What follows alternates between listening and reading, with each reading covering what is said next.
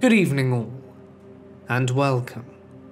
We're going to be hitting the road in tonight's episode, so buckle in, get comfortable, and let the darkness take control.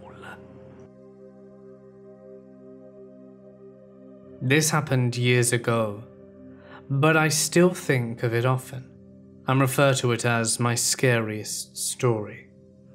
I was 20 and had just gotten my first car, a Ford Mustang convertible. It wasn't actually worth the price I paid for it, but I loved it dearly.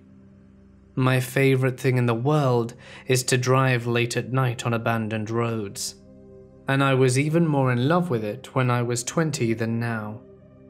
I decided to take my car for a drive, and bear with me as I describe roads to you, because it does have bearing, I promise.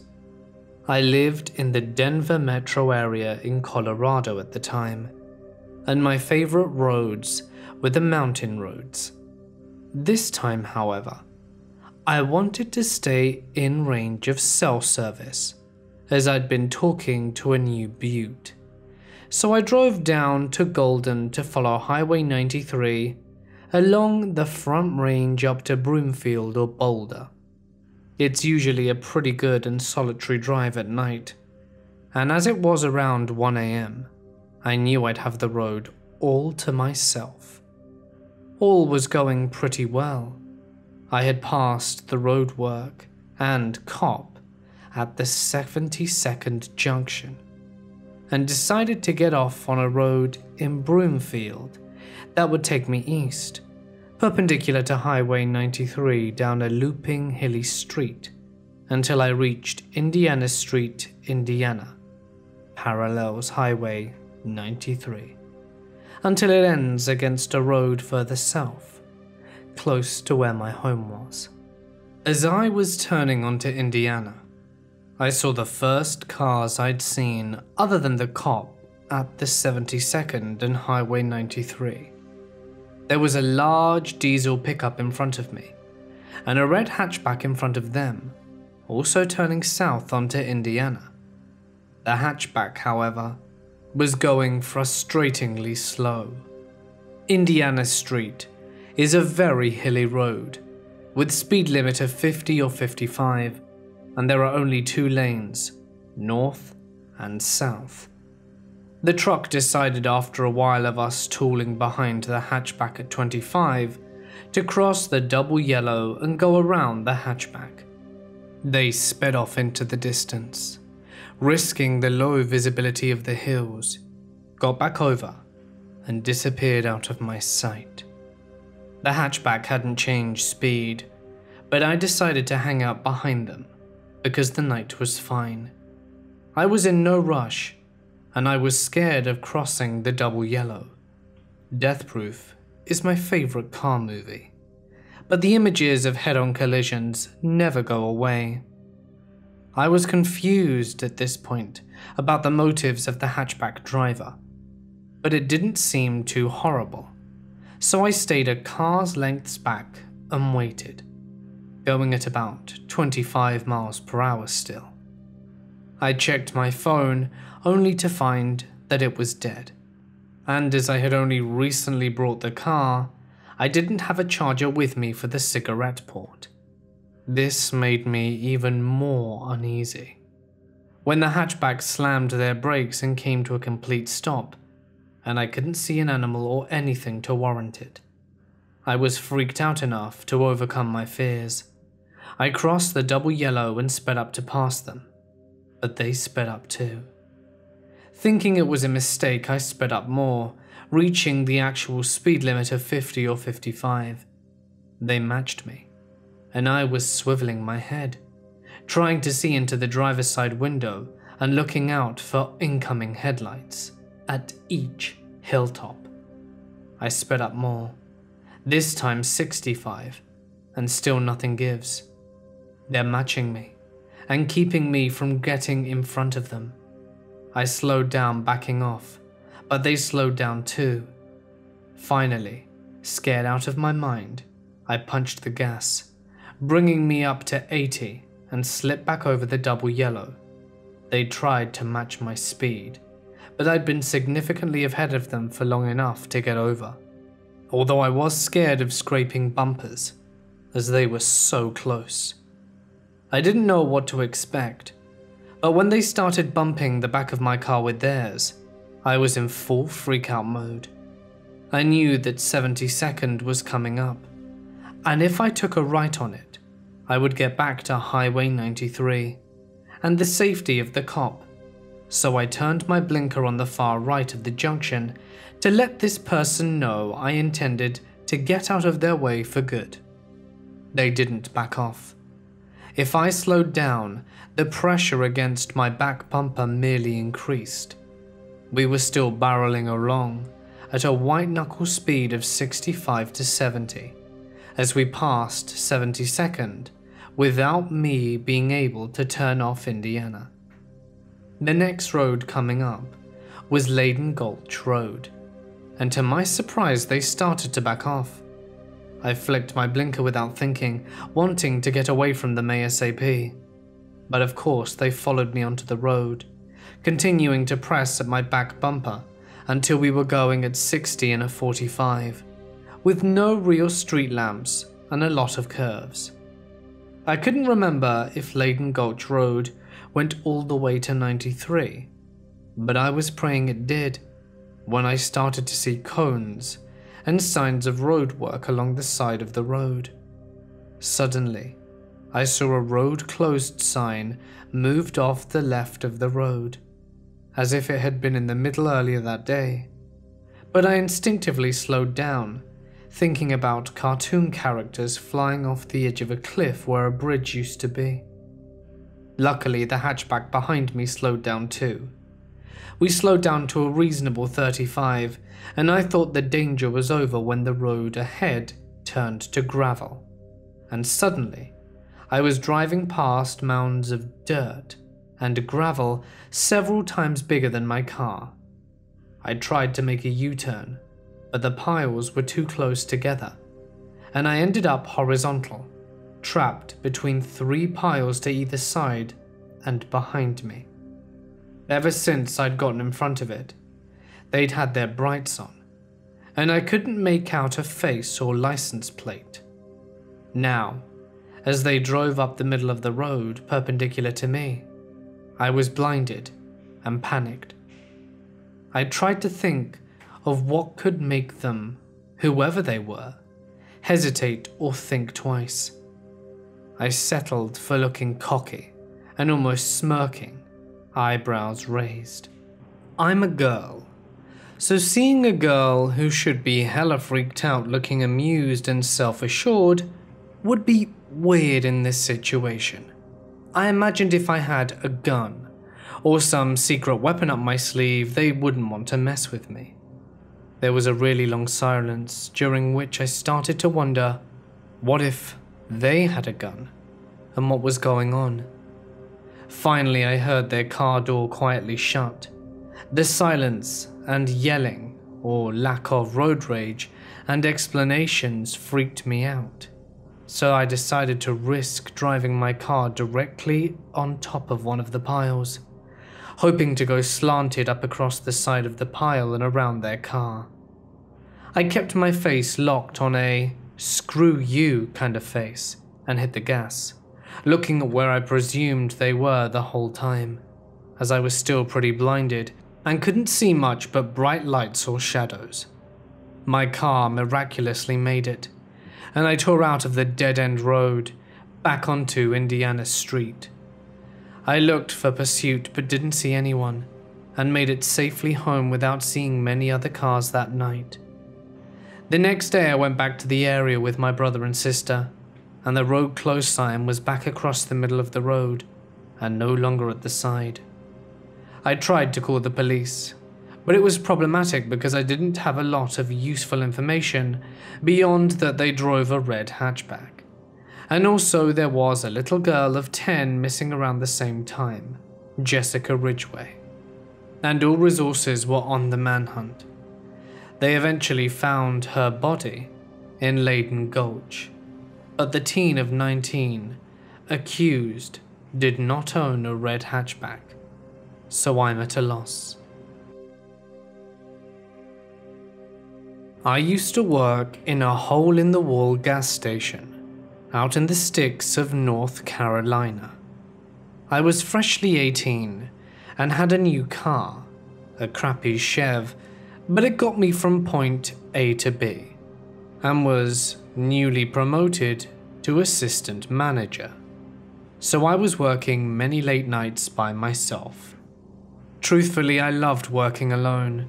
My boss was super laid back, and his philosophy was, as long as the work gets done, do whatever you please.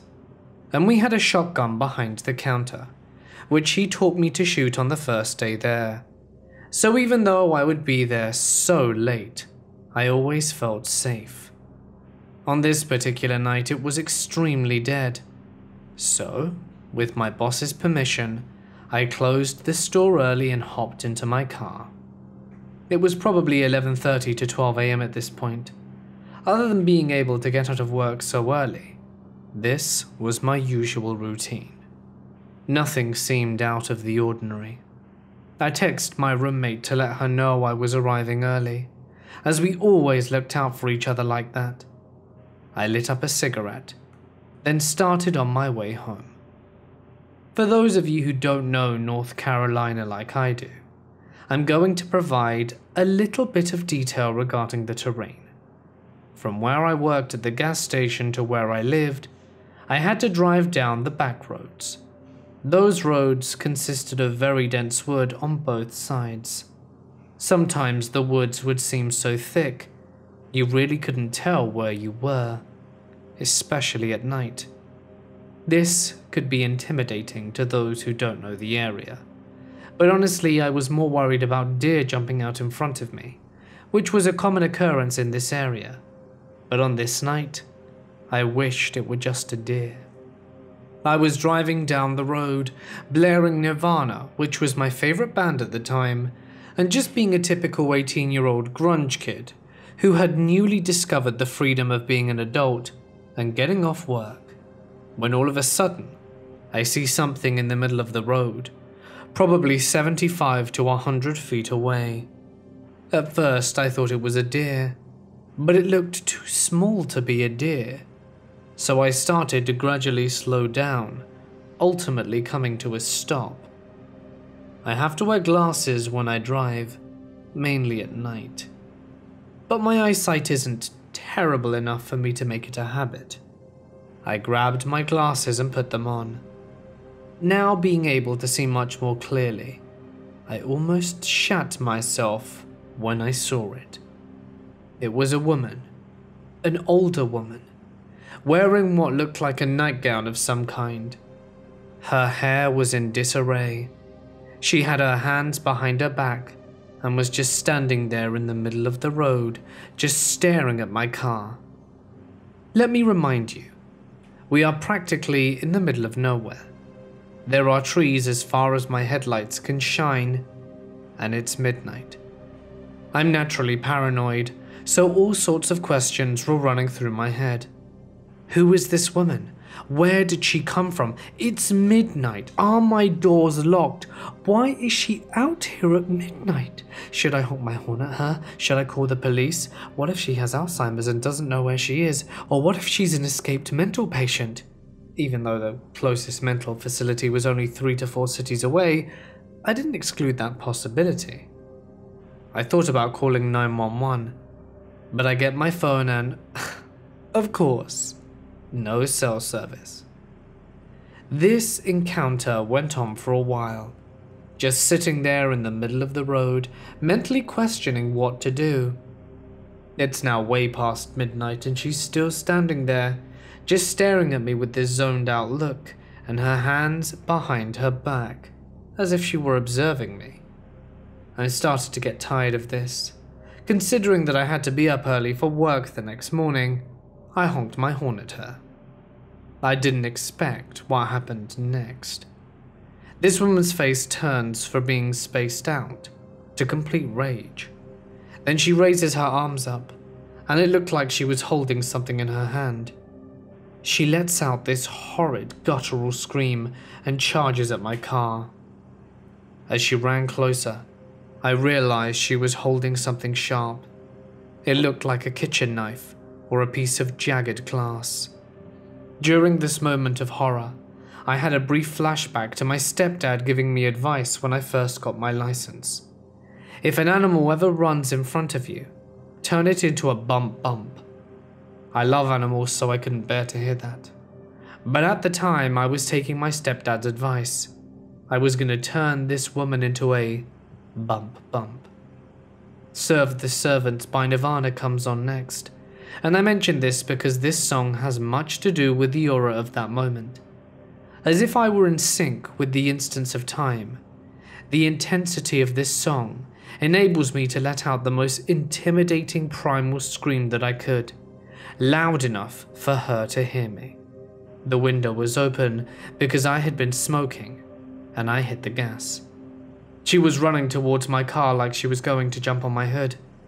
I guess she realized I had the utmost intent to hit her, at which point this woman zigzags away from my car and runs off into the woods. Still in flight mode, I didn't question where this woman went. I was just glad that she was gone. So I accelerated on the gas and sped the entire way home. I got home at almost 1:30 a.m. My roommate was still awake, waiting up for me the entire time. She was extremely worried for me, because it was way past the time I said I was going to be home. She had been texting and calling me when I pulled up to the house, and I got all of her texts and missed calls at once. So I started to explain to her what happened. My body went from fight mode to panic, as I was recounting everything that had occurred. My roommate's aunt was a 911 operator, who also happened to be working that night. So she decided to text her aunt to see if there were any silver alerts in the area. Immediately her aunt texted back and said there weren't. That alone gave me goosebumps to the core of my being. There was no explanation as to where this lady came from. So deranged lady who tried to attack me in the middle of the woods in North Carolina? Let's not meet. And if we do, per my stepdad's timely advice, I will turn you into a bump. Last summer, two friends of mine and myself decided to go on a road trip through the American Southwest. We'd been traveling for 2 days and were driving to southwestern Utah, heading from Zion National Park to St. George, where my friend Spencer's grandparents lived, and offered for us to stay for the night. It had been a long day, with about 8 hours of driving, and me having done about 6 of them, as well as a lot of hiking. So we were understandably exhausted and anxious to get into a nice bed, especially after the shitty hotel mattresses of the previous 2 days. We were also running really late. We had planned to arrive at around 8, but it ended up being around 10:30 when we got to St. George. Anyway, we finally get off the highway in St. George, when Spencer decides to tell my other friend Ian and I how his grandparents' house is right across the street from a graveyard. Okay, well, that's spooky, especially when coming by after dark, but it's not like we have another free place to stay. So what you gonna do? Spencer starts giving us some background on his grandparents, and we turn into the neighborhood. So while following the direction of the GPS, I see a stop sign around 50 yards away. Next to the sign, I see 3 small human-like figures. At first, I'm like, what are those kids doing? They're like 7 years old. Why are they out at 10:30 p.m. on a Tuesday without their parents? Don't they have school tomorrow? We get closer, my 2 friends still not talking and not paying attention. And upon closer examination, the figures were not kids, but poles to road signs. I relax. Then I start slowing down for the stop sign and look back at the poles and realize it was little kids after all. But something was off. These kids were perfectly still, not looking at each other or talking for the entire 15 seconds or so they'd been in my view, which, given, isn't entirely weird. But as we approached the stop sign, they stared into our car with the most demonic little faces I'd ever seen. None smiled. They all just looked super disappointed. I don't really know how to describe it, but the kids, who were definitely present and real, seemed somehow translucent, like they were ghosts. My friends stopped talking and noticed, which was weird. It's not like these children were particularly unique, other than their odd presence at night, and I hadn't said or done anything to warrant a reaction. So they apparently were also getting the sense that something was up. The time it took to round the corner staring at these ghost children in the eyes seemed like an eternity. As I turned right, their gaze followed us the whole way, looking through us. I shouted, "What the hell was that?" And my friends were equally as spooked and in hysterics. A couple of seconds later, I looked into the rearview window, where they should have been, and they were gone.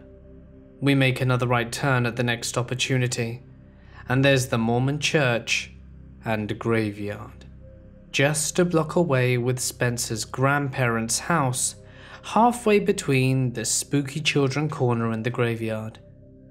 Once I parked the car, all of us looked over at each other, daring the other to go out first. Finally, Ian steps out, and we head inside sprint walking, not even bothering to take the time to get our bags out of the trunk. Spencer's grandma answers the door and lets us in, and we pretend like nothing had ever happened. This happened quite a few years ago, when I was a relatively young and sheltered high school student, probably 15 years old.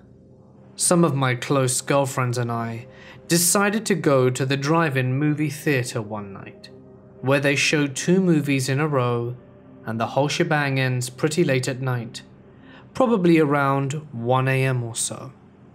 The 5 of us all drive in my friend Erin's car, as we're pulling the seats down and setting the back of the car up with blankets and pillows.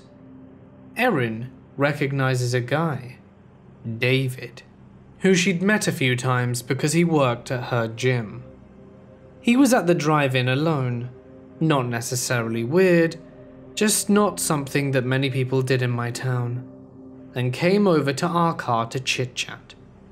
Immediately, one of my other friends, Kareen, took a liking to this guy and began flirting up a storm. It wasn't soon until Kareen invited him to watch the movie with us, inside of Erin's car. It also wasn't soon until this David guy offered us, 15 to 17-year-old girls, alcohol, which we accepted. Looking back now, what a red flag. I was wary of this David character, as he appeared significantly older than us, at least mid-20s, and gave me somewhat of a weird vibe. But since Erin seemed to know him, and my friends weren't acting alarmed, I didn't give it too much thought. We're not even 15 minutes into the movie, and I'm just too uncomfortable to be enjoying myself. 6 people crammed into the back of one car, and Kareen and David cuddling and flirting and who knows what underneath the blankets, made me want to get out of there ASAP. So when David suggested that me and my 3 remaining friends could watch the movie in his car, while he stayed in Erin's car and canoodled, I jumped to take him up on the offer. David's car was a small sedan with little room, so we had to sit in the seats normally, as if we were about to ride in the car. Although I was a little uncomfortable sitting in the driver's seat with the steering wheel between me and the screen, I was glad to finally have some personal space. That all changed when I dropped my phone, and it landed somewhere underneath the driver's seat.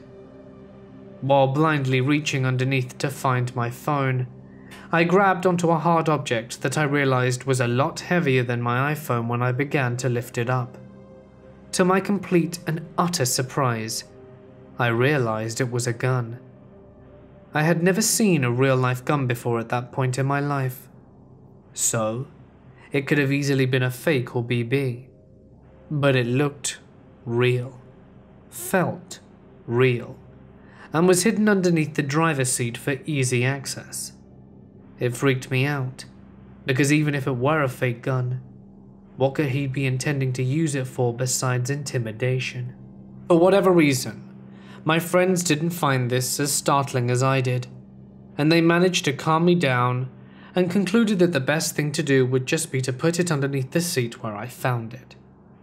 That was fine to me, as they didn't plan on ever being back in his car again once the film was over, and definitely didn't plan on being in the car when David was in it. The rest of the two movies went by fine. We're drinking the beer that this David character so kindly provided to us, and having a fun time. It's late by the time this second movie ends, so I'm ready to get back to our friend Erica's house where we were sleeping for the evening. I hop out of David's car ready to get back into Erin's car, when I see Erin's car is already driving away. Kareen pops up and cheerfully announces that David has offered to drive us home. How nice of him. Having no other way to get home, and being slightly intoxicated, and watching the rest of my friends pile into the car, I follow suit.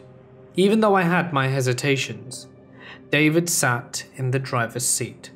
I sat behind him, and Kareen sat shotgun, and began playing her signature Justin Bieber playlist through the speakers.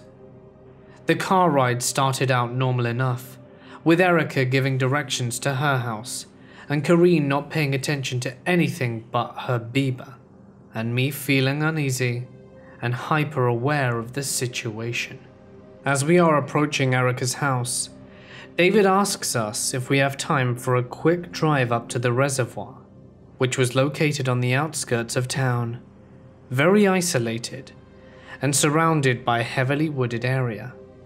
It's probably close to 2 AM at this point, and the only person who even slightly knew this random man has left us, and I know there is a very real gun underneath the seat of this guy's car that he doesn't know I know about. So of course I say, no. David just says, we're going up to the reservoir.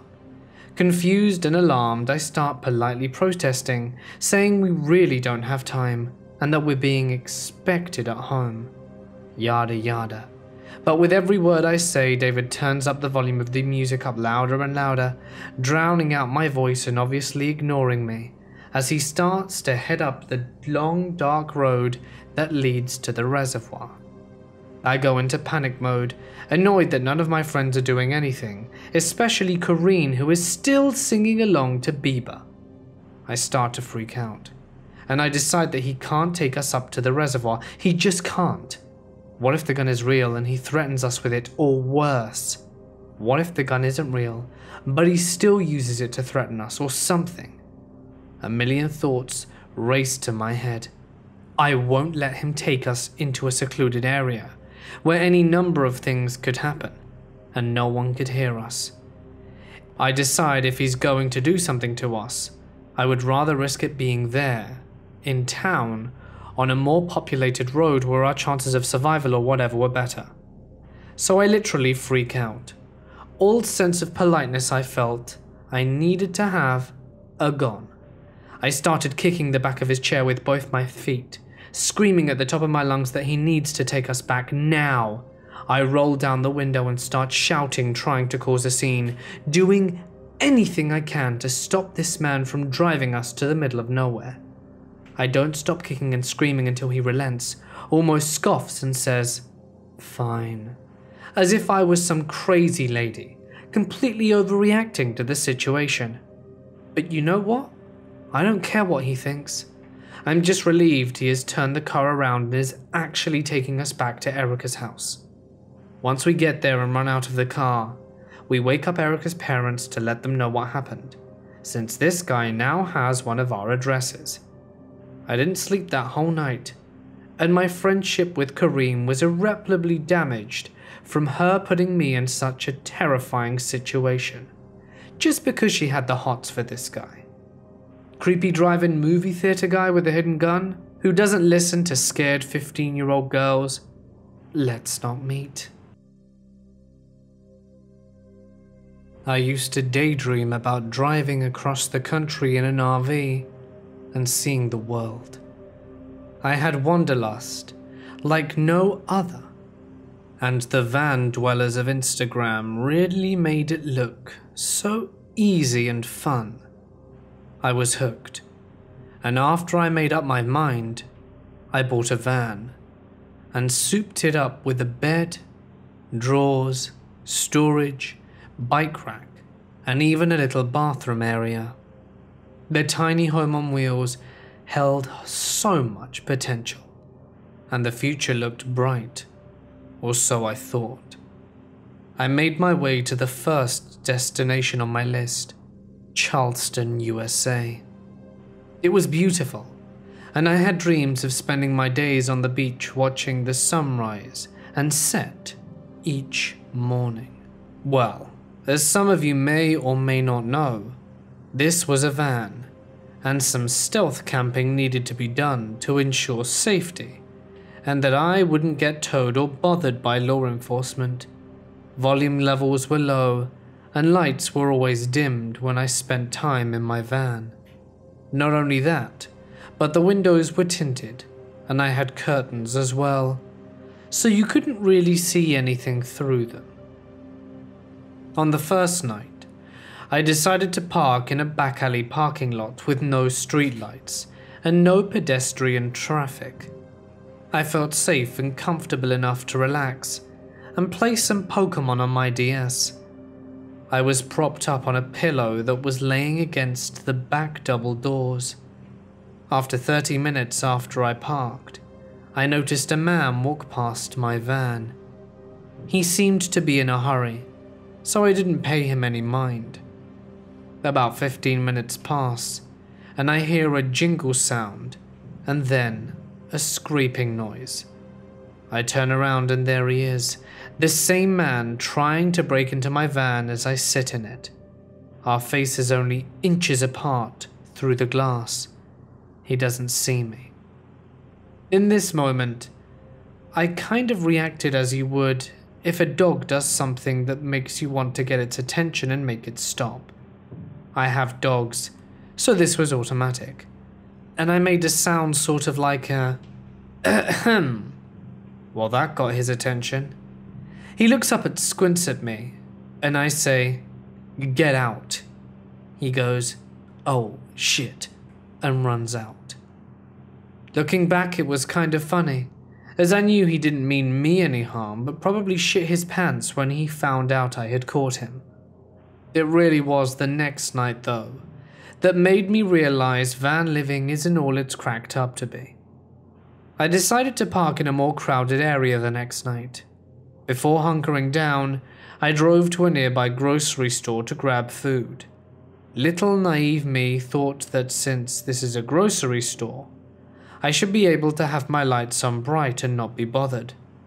I turned the lights up and did some cleaning before bed, i.e. folding clothes, fluffing pillows and sweeping.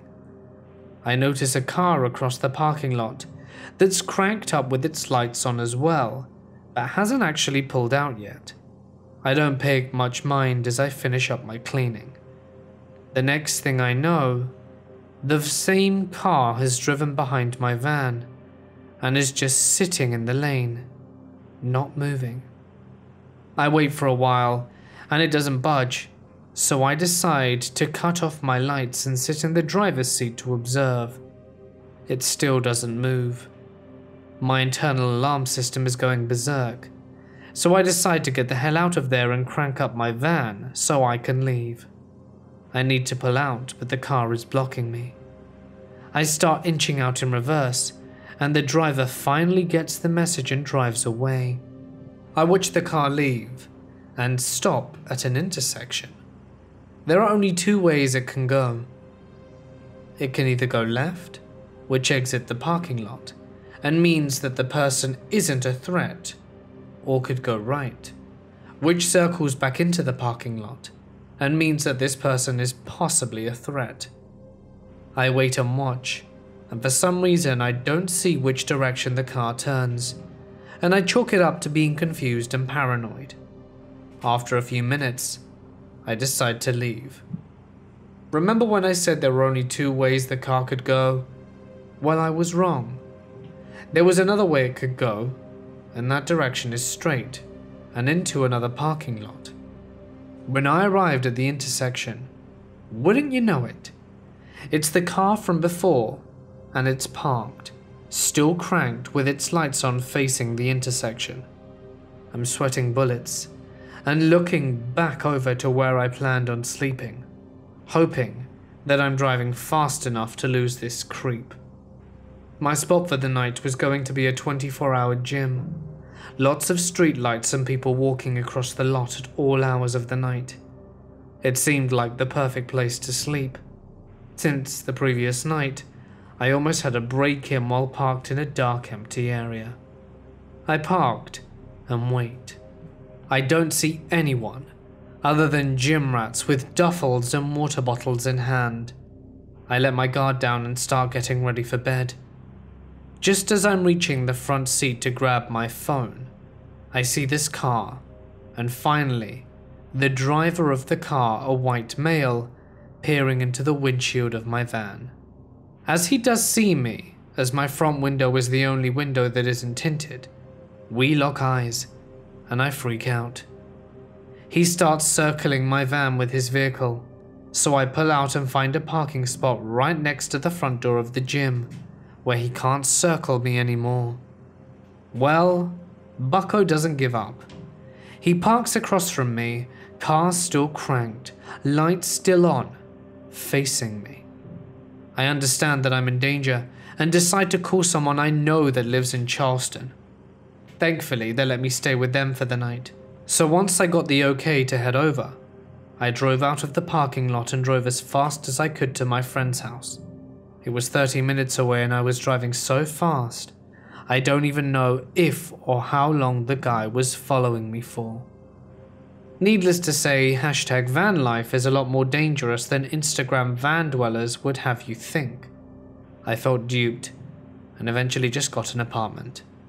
I felt a lot safer, and even though I would still like to travel, I intend to stay at an RV park the next go around. As far as the stalker I encountered, how about we never meet again, shall we? I'm 18 years old and currently live in Egypt. I moved here 2 years ago, so I don't really know how to deal with people. And by people, I mean troublemakers. The place I live in is pretty decent, and I go to private school, so I've never had to encounter anyone too dubious. My dad travels a lot, and since I'm the oldest sibling, I do most of the shopping. So I always get the groceries and almost everything from big malls. One day, my hour trip turned into a nightmare. I drive a decent car, not a sports car or supercar, but it's pretty good for your average youngster in the Middle East. It's an SUV. About 3 weeks ago, I had a list of groceries to grab, so I went to the mall, did the shopping, paid for it, and got out. I decided to try that new vegan burger that I see every day on Facebook, and got one burger, soda, fries, and walked out to the parking lot. I see this kid who I thought was about 15-ish and looked pretty homeless to me, and I decided to give him my fries. So I dropped the bags on the back seat, and was even thinking of maybe talking to him to hear his story. I was really urged to help him.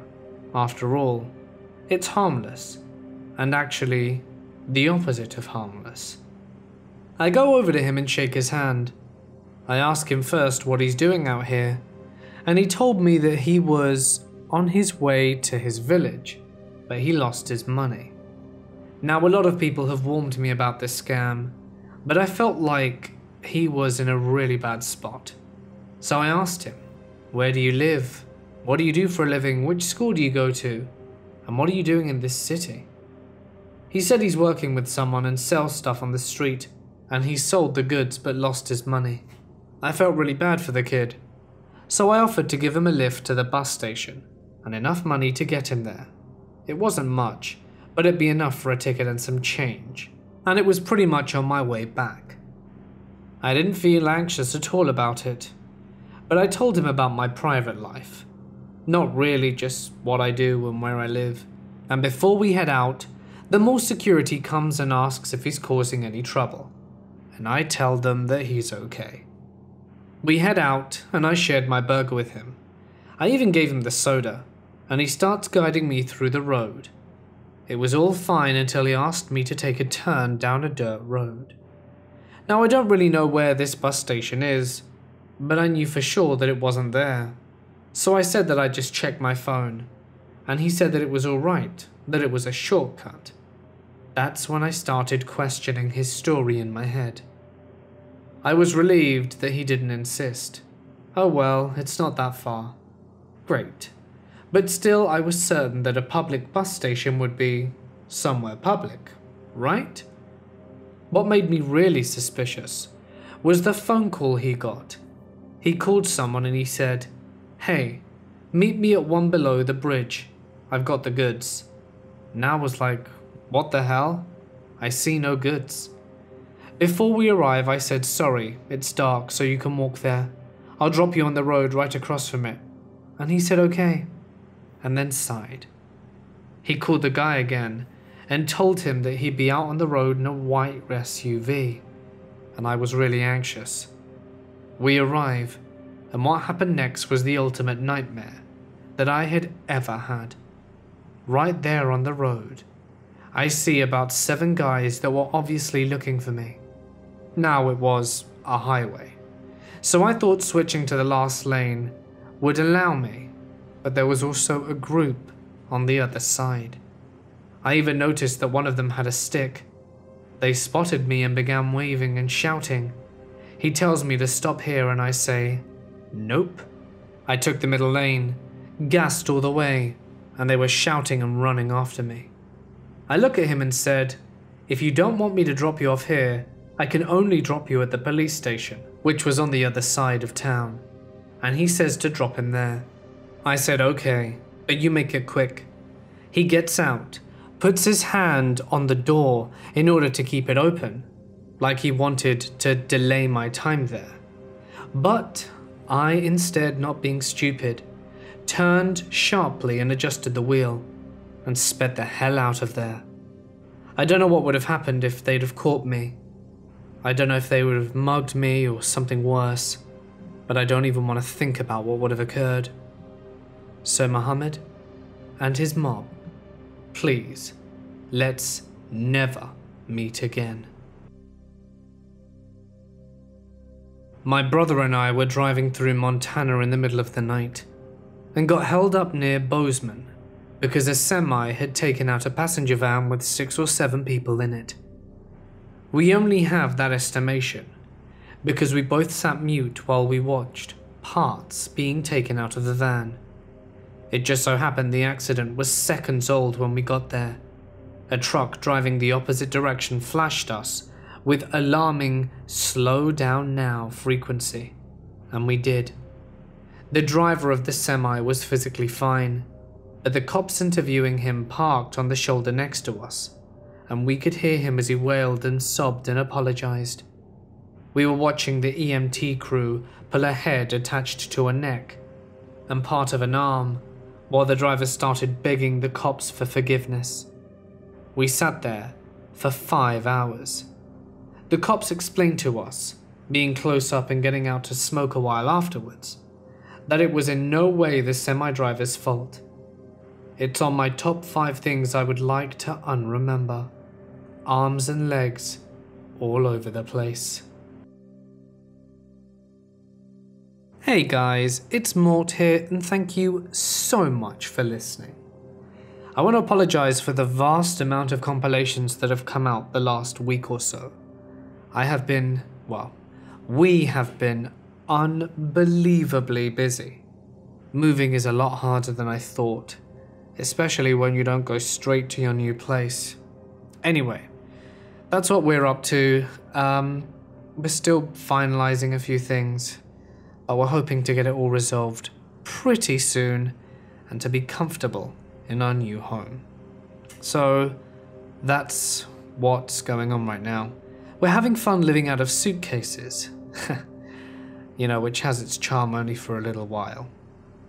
If you enjoyed the video, please don't forget to drop a like and leave a comment with your thoughts.